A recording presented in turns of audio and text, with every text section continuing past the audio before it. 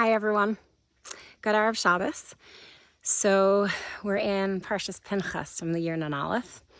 And the Rebbe starts off the Sicha with something the Rebbe brings frequently. This idea that Torah comes from the word Haira, which means a lesson. And therefore everything in the Torah needs to be applicable to every Jew in every time and in every place.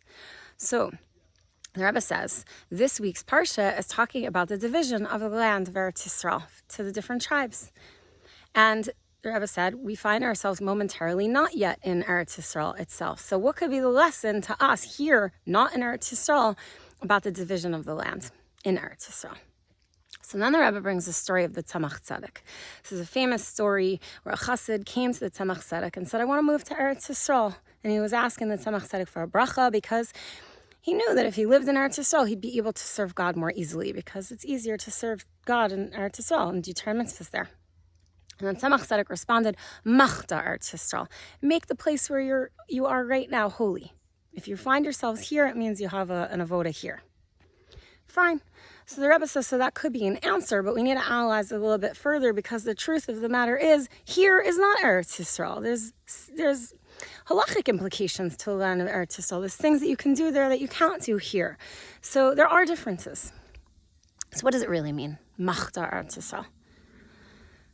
So then the Rebbe brings an explanation of the Rogachover on steps that lead to a mitzvah, meaning anything that you do that is leading towards a holy goal has its own intrinsic, all-encompassing holiness because it's leading to a mitzvah. It in and of itself is an important and necessary step, therefore it's holy.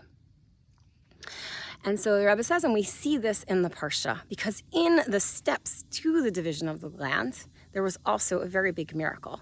So there was a lottery that was drawn in order to decide which tribe would go to which piece of land. And obviously the lottery was holy and it was mimicking what Hashem wanted. But in order to bring confidence to the Jewish people, the lot screamed out, actually spoke what the lottery had said. And this miracle proved that it was authentic. So, but there's other ways later on that proof would come. And the Rebbe explains that it wasn't really necessary, seemingly, that the lot should speak and that this miracle should happen, especially because it was really like a very preparatory, almost insignificant aspect of the actual division and conquering of the land. But the Rebbe explains that this is because of what the Rogachover said, and the Torah is illustrating this for us, that even a preparatory sort of step that becomes insignificant in the long run, but because it led to the division of the land, it in and of itself had its own intrinsic holiness. And in the Sicha, the Rebbe explains that the lot itself actually had an aspect of thought, an aspect of speech, and an aspect of action. You have to learn the Sicha to actually see it inside and to get into all the details. But the point is, the Rebbe is saying we need to be a panimi. And that's the avoda for us. So let's talk about that for a minute, because it really is a paradox, right? On one hand, the Rebbe is saying, Machta Eretz Yisrael, put yourself into it so much, be a panini, actually invest yourself in making every aspect of where you find yourself now holy, and that's what eventually leads us to get to Eretz Yisrael. And we know that the goal is Eretz Yisrael, so it's very easy to be so focused on that you sort of lose context of where you are right now. And the Rebbe is saying you need to have both. It's really like Ratz of a Shuv. It's this sense of like, that's where I'm going, but in order to get there, I have to be fully invested right here. So that's really the Farbringen that we have to be having the Shabbos. It's way beyond the scope of a 5-minute clip. And it also is so different for each of us because we each have different situations and different environments, different personalities, different families.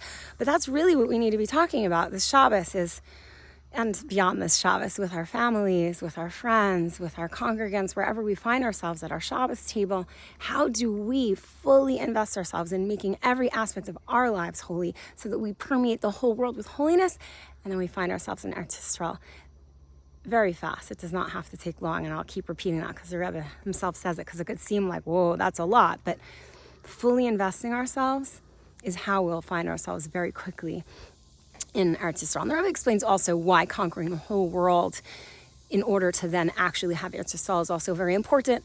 It's really not a hard sicha. I definitely recommend you learning it this Shabbos if you have time.